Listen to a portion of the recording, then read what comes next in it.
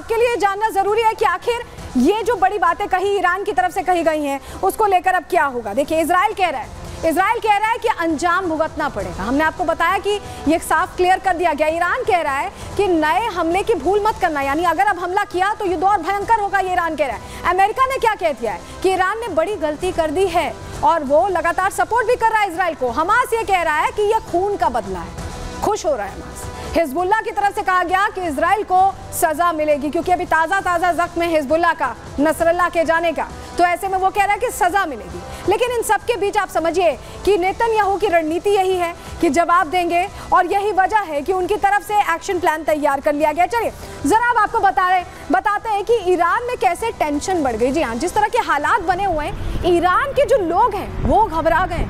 उनको पता है कि इजराइल जब कहता है तो वो कर देता है, हमला कर देता है, कुछ सोचता नहीं है कोई भी इलाका। क्योंकि ईरान में आप सोचिए अगर हमास की पॉलिटिकल लीडरशिप को ध्वस्त कर दिया गया, हानिया को मार दिया गया, तो कुछ भी हो सकता है। ये तस्वीर देखिए, ये जो आप लाइन देख रहे हैं ये दरअसल गैस स्टेशंस, पेट्रोल स्टेशंस की लाइन है। उनको लग रहा है कि पता नहीं कब सब बंद हो जाए, पता नहीं कब अटैक हो जाए इजराइल का और फिर निकलने में भी दिक्कत आएगी। ऐसे में पहले से तैयारी कर रहे हैं ईरान के लोग। ईरान के लोगों में डर है, भय है, क्योंकि इजराइल हमेशा से ही जो एयर वॉरफेयर है उसमें आगे रहा है और तमाम देशों से लड़ता रहा है। 57 दुश्मन देश होने के बावजूद कैसे खुद हर चीज मैनेज करता रहा इजराइल, ये लोगों ने देखा है पिछले कई वक्त में। और ऐसे में अब इजराइल का हमले का जो डर है ईरान के लोगों पर दिखाई दे रहा है। देखिए लाइन देखिए, आप रसद इकट्ठा कर रहे हैं ईरानी।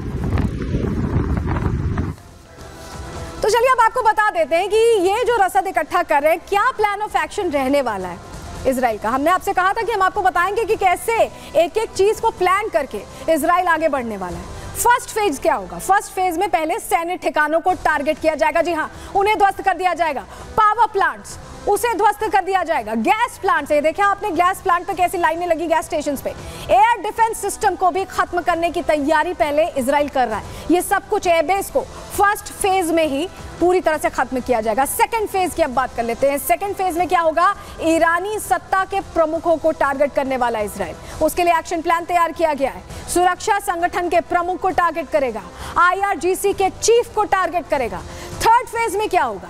न्यूक्लियर साइट को टारगेट करेगा, यानी पूरी तरह से अंधेरे में ईरान कैसे हो जाए इसको लेकर सिलसिलेवार तरीके से फेज 1, फेज 2 और फेज 3 के जरिए प्लान ऑफ एक्शन बना लिया गया है। लेकिन चलिए अब आपको बताते हैं कि ये जब करना है, ये जब 3 फेजेस में डिवाइड करके ये एक्शन प्लान तैयार किया गया, तो उसमें एक एयरक्राफ्ट है, फाइटर एयरक्राफ्ट है, जिसकी बहुत ज्यादा इंपॉर्टेंट भूमिका रहने वाली है। तस्वीर देखिए, ये आप जो तस्वीर देख रहे हैं ये वही एयरक्राफ्ट है जिसकी इंपॉर्टेंट भूमिका रहने वाली ईवी एयरक्राफ्ट की तस्वीर आपको दिखा रहे हैं। जी हाँ, ईवी एयरक्राफ्ट जिसका इस्तेमाल करने की तैयारी है। और अब आप देखिए ये अपने आप में खास इसलिए है क्योंकि इसी एयरक्राफ्ट से ईरान पर जब बम्बार्डमेंट होगी तो इसी का इस्तेमाल किया जाएगा, क्योंकि इसमें देखिए सेंसर्स हैं, सेल्फ प्रोटेक्शन सेंसर्स हैं, यानी अगर ये किसी भी एरिया में एयर स्पेस में जाएगा तो इसे डिटेक्ट नहीं किया जा सकता है। ये वही ईवी एयरक्राफ्ट है जो सेंसर्स हैं वो इस तरह से डीएक्टिवेट कर देता है ये,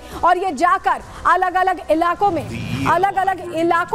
ये हमला करने में सक्षम है। 360 कवरेज है, एक वास्ट एरिया। आप सोचिए कि 360 डिग्री कवरेज के तहत ये हमला कर सकता है। लेकिन चलिए जरा अब आपको बता देते हैं, जो ईवी एयरक्राफ्ट जिसकी तस्वीर हमने आपको बताया कि सेंसर्स को डीएक्टिवेट कर देता है, 360 कवरेज है, उसकी और क्या खासियत है जरा तस्वीर देखिए। ये जो तस्वीर है ये हम आपको दिखा रहे हैं, ये कमांड सेंटर है। यहाँ आप जो देख रहे हैं ये कमांड सेंटर है और यहाँ पे ये EVS विमान है जो जाएगा, सीधे निकलेगा और कहाँ जाएगा? दुश्मन देश, यानी कि ईरान पहुंच जाएगा। और ये उनका डिफेंस सिस्टम है, ये उनका डिफेंस सिस्टम है। लेकिन आप देखिए क्योंकि ये EVS विमान है, ऐसे में ये डिटेक्ट नहीं कर पाएगा इस डिफेंस सिस्टम को, और उसके बाद ये हमला करेगा वहाँ और वापस लौटकर रिफ्यूलिंग करके ये वापस लौट सकता है। यानी इसे सैटेलाइट भी डिटेक्ट नहीं कर सकती, इसे दुश्मन देश का जो सिस्टम है, डिफेंस सिस्टम है, जो सिस्टम है वो भी इसे डिटेक्ट नहीं कर सकता। ऊपर आप देखिए, इसके ऊपर जो EVS विमान है, इसके ऊपर जो फाइटर जेट हैं ये पहुंचेंगे और देखिए कैसे बम्बार्डमेंट हो रही है। ये ऐसे बम्बार्डमेंट कर लेंगे क्योंकि EVS विमान वो तमाम जो नेटवर्क है उसे डिटेक्ट करने के लिए बिल्कुल भी जीरो कर देगा, वो सेंसर जीरो कर देगा और उसके बाद फाइटर जेट पहुंचेगा और दुश्मन देश पर हमला कर पाएगा, रिफ्यूलिंग भी एयर में हो जाएगी और किसी को कुछ पता नहीं चलेगा।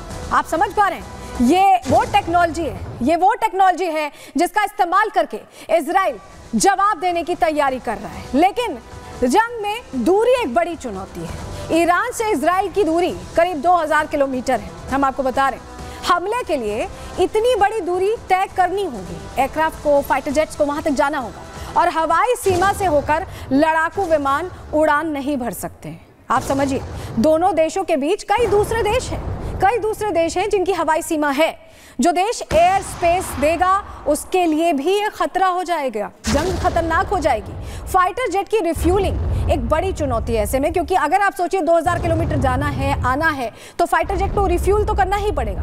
इजराइल के पास लेकिन हर चुनौती का हल है। जी हाँ, इस एयर रिफ्यूलिंग का भी हल ढूंढ लिया है, क्योंकि दूरी तय करनी है। इजराइल प्लान ऑफ एक्शन के साथ चल रहा है, काउंटर अटैक की तैयारी कर रहा है। ऐसे में इसके लिए भी क्या एक्शन प्लान है, इसको लेकर अब आपके सामने जानकारी रखने जा रहे हैं, क्योंकि ये जो चुनौती है इससे भी पार पाने की तैयारी इजराइल की तरफ से बड़े स्तर पर की गई। चलिए तस्वीर देखिए, ये आप जो देख रहे हैं ये ईरान है और इधर आप देखिए इजराइल है। विमान यहां से उड़ेगा और यहां पहुंच जाएगा। यहां पहुंच के देखिए अटैक कर रहा है, लेकिन जब वो लौटेगा तो उसे रिफ्यूलिंग की जरूरत होगी, क्योंकि काफी एरिया तय कर चुका है। और ऐसे में जॉर्डन के आसपास रिफ्यूलिंग पॉइंट होगा जहां पर ये रिफ्यूलिंग होगी, क्योंकि जॉर्डन एक तरह से अमेरिका के हाँ में हाँ मिलाने वाला देश है। और ऐसे में ऐसा लग रहा है कि जॉर्डन ही रिफ्यूलिंग पॉइंट होगा और उसका जो एयर स्पेस है वो इस्तेमाल कर पाएगा इजराइल, और इस तरह से इस रणनीति के साथ यह हमला होगा। ये बहुत बड़ी जानकारी हम आपके सामने रख रहे हैं, क्योंकि ये एक्शन प्लान तैयार किया गया है। 2100 किलोमीटर की ये जो दूरी है वो तय करके पहले अटैक होगा और उसके बाद जो रिफ्यूलिंग पॉइंट है वहां पर रिफ्यूलिंग की जाएगी। ये जो दूसरी चुनौती थी उसे भी पार पाने की तैयारी इजराइल ने की है। और ये जानकारी हम आपके सामने इसलिए भी रख रहे हैं क्योंकि आप समझ पाएं कि ज्योग्राफिकली मुश्किल जरूर है इजराइल के लिए, लेकिन नामुमकिन नहीं है। इजराइल ने इसके लिए काउंटर एक्शन प्लान कैसे तैयार किया है ये हम आपको दिखा रहे हैं।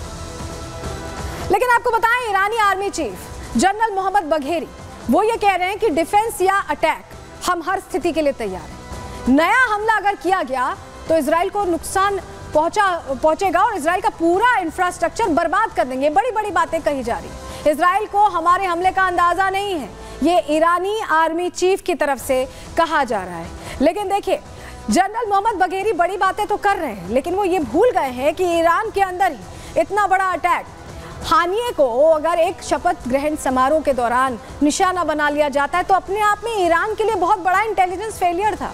वही ईरान जो हिजबुल्लाह को हर मौके पर सपोर्ट करता था, उसे कैसे जानकारी नहीं मिली कि नसरल्लाह का खात्मा होने वाला है। तो ईरान बहुत ऐसे मोर्चे हैं जिन पर क्वेश्चनेबल है। प्रॉक्सी वॉर में जरूर आगे रहा है ईरान, लेकिन इसको लेकर जवाब देने की बात जो कर रहे हैं बघेरी, वो कितना, उनके दावे कितने सच्चे हो पाएंगे, इसको लेकर प्रश्न आसपास के ही देश उठा रहे थे। और यही वजह कि दबाव बना और उन्होंने इस तरह से 181 मिसाइल्स दाग दिए हैं। और